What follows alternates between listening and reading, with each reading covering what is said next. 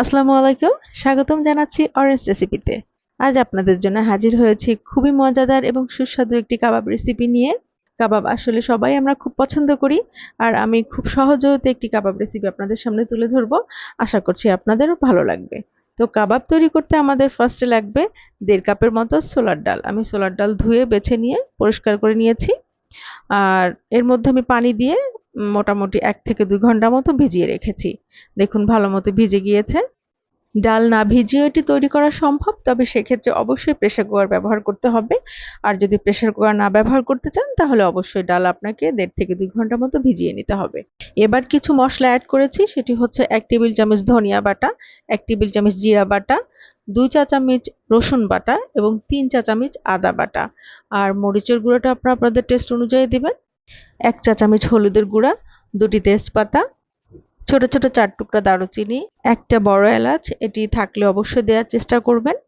আর 3-4 টুকরা মতো হচ্ছে লবঙ্গ, 3 পিসের মতো এলাচ, সবুজ এলাচ যেটাকে বলে, আর হচ্ছে 1 চা চামচের মতো গোলমরিচ, সাদা কালো যে কোনোটা ইউজ করতে পারেন, সমস্যা নেই। 2টো শুকনো মরিচ, 1 মুঠো মতো পেঁয়াজ, এবং আমি এখানে কিছু গরুর মাংস নিয়েছি। দেখুন এখানে 1 কাপের মতো মেবি হবে, কম বেশি হলেও প্রবলেম নেই। গরুর মাংস, আর হচ্ছে এখানে দিতে হবে পরিমাণ মতো লবণ। লবণটা এখন প্রাথমিক অবস্থায় একটু কম দিয়ে পরে হয়তো আপনারা টেস্ট করে নিতে পারেন। আর এটি আপনারা সেদ্ধ করে নিতে পারেন, সমস্যা নেই, সরাসরি হাঁড়িতে দিয়ে। আমি অবশ্যই প্রেসার কুকার ইউজ করেছি, কারণ এটি আসলে এখনকার সময় খুব দ্রুত কাজ করার জন্য প্রেসার কুকার থেকে ভালো আর কিছু হয় না। আমি প্রেসার কুকারে এটি সেদ্ধ করে নিয়েছি। দেখুন গরুর মাংসটা পুরোপুরি সেদ্ধ হয়ে গিয়েছে, একইভাবে ডালটাও খুব সুন্দর সেদ্ধ হয়ে গিয়েছে। আর আপনারা যদি হাঁড়িতে করেন অবশ্যই পানি পরিমাণটা একটু বুঝে শুনে দেবেন। এমন পরিমাণ পানি দিবেন যেন সেদ্ধ হওয়ার পরে একেবারে পানিটা পুরোপুরি টেনে যায়, অর্থাৎ পানিটা কোনোভাবেই যেন বেশি না থাকে। এবার এই ডাল এবং মাংসকে ভালো করে ম্যাশ করে নিতে হবে। এক্ষেত্রে আমরা ব্লেন্ডার অথবা শিলপাটা ইউজ করতে পারি। তো আমি এই তো সুন্দর করে ম্যাশ করে নিয়েছি। আমার এটি একদম পারফেক্ট হয়েছে।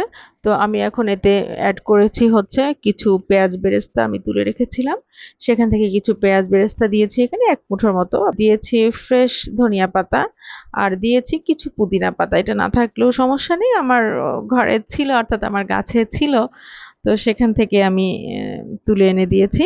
আর এখানে অবশ্যই অ্যাড করবেন যে জিনিসটা, সেটা হচ্ছে কিছুটা জয়ত্রী। এটি না দিলে যে হবে না এমনটা না, তবে দিলে অবশ্যই খুবই মজার হয়। এটি যতটুকু সম্ভব হাত দিয়ে ছোট ছোট করে গুঁড়ো করে নিতে হবে। আর দিয়েছি আমি এখানে 1 চামচের মতো চিনি, 1/2 চা চামচ গরম মশলার গুঁড়ো, 1/2 চা চামচ চিলি ফ্লেক্স, একটা ডিম, আর হচ্ছে এখানে সামান্য কিছু আমি টেস্টিং সল্ট ব্যবহার করেছি। এটি আপনারা ব্যবহার নাও করতে পারেন, সমস্যা নেই, তবে এটি ব্যবহার করলে খুবই মজার হয়। নরমালি আমরা যে কোনো অনুষ্ঠানে যে কাবাবগুলো খেয়ে থাকি ওখানে অবশ্যই বাবুর্চিরা টেস্টিং সল্ট ব্যবহার করে থাকেন। তো এবার সব উপাদান ভালো করে মাখিয়ে নিতে হবে ডালের মিশ্রণের সঙ্গে। ভালো করে মাখিয়ে নিয়ে সামান্য একটু তেল লাগিয়ে হাতে, তারপর গোল গোল করে কাবাব শেপে আমাদের এগুলো সবগুলো তৈরি করে নিতে হবে। তো আমি এই তো সবগুলো তৈরি করে নিয়েছি এভাবে করে গোল করে করে। এবার আমাদের ভাজার পালা। ভাজার ক্ষেত্রে অবশ্যই আমরা যে তেলটা দিব অবশ্যই খুব ভালো যেন গরম হয়ে ওঠে তেলটা। হালকা হিটে আমরা কোনোভাবেই কাবাবটা দিব না, কারণ এতে কাবাবটা খুলে যাওয়ার একটা পসিবিলিটি থাকে। তেলটা খুব ভালো মতো গরম করে নিয়ে এতে আমরা সবগুলো কাবাব ছেড়ে দিব।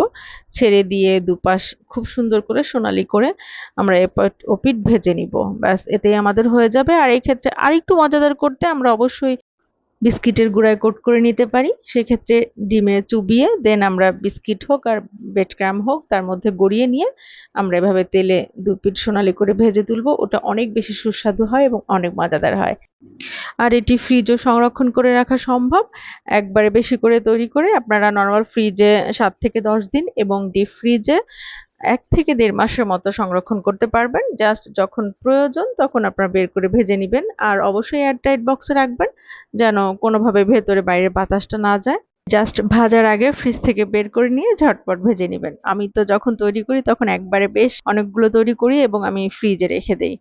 তো এই তো হয়ে গিয়েছে আমার খুবই মজাদার গরুর মাংসের কাবাব। আর এই টিকিয়াটি শুধু যে গরুর মাংস দিয়ে হয় তা না, আপনি ইচ্ছা করলে খাসির মাংস অথবা মুরগির মাংস যে কোনো মাংস দিয়ে এটি করা সম্ভব। এটি খুবই মজাদার। পোলাও, বিরিয়ানি, ভাত, এমনকি শুধু শুধু খেতে এটি খুব মজার। আশা করছি আপনারা একবার হলেও ট্রাই করবেন এবং আপনাদের অবশ্যই অনেক ভালো লাগবে। ভালো থাকবেন সবাই। আল্লাহ হাফেজ।